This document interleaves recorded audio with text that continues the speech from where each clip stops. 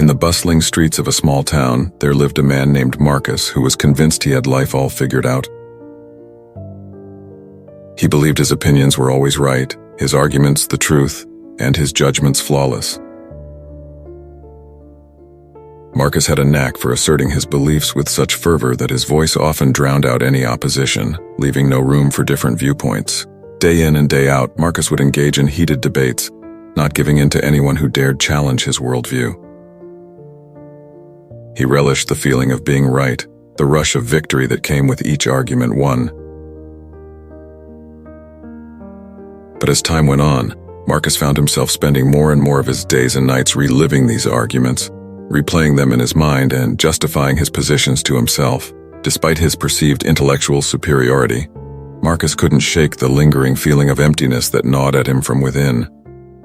He would often find himself alone, his once vibrant social circle dwindling as friends grew tired of his combative nature.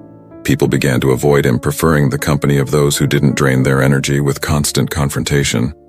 But Marcus remained obstinate, unwilling to admit that perhaps his attitude had been wrong all along. It wasn't until he hit rock bottom, surrounded by the echo of his own loneliness, that he had a moment of clarity, a spiritual awakening that shook him to his core. Slowly, Marcus began to reassess his approach to life.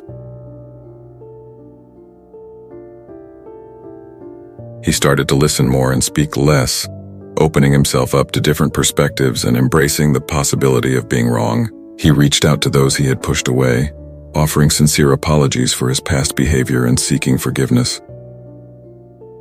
As Marcus began to let go of his need to always be right, something remarkable happened.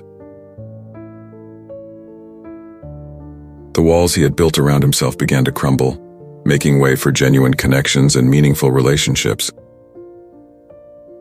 People started to gravitate towards him, drawn to the newfound humility and kindness that radiated from his being. In the end, Marcus found true happiness not in being right all the time, but in embracing the beauty of humility and the joy of human connection and not needing to win useless, heated discussions. And as he looked back on his journey, he realized that it was only through letting go of his ego that he could truly find the love and acceptance he had been searching for all along.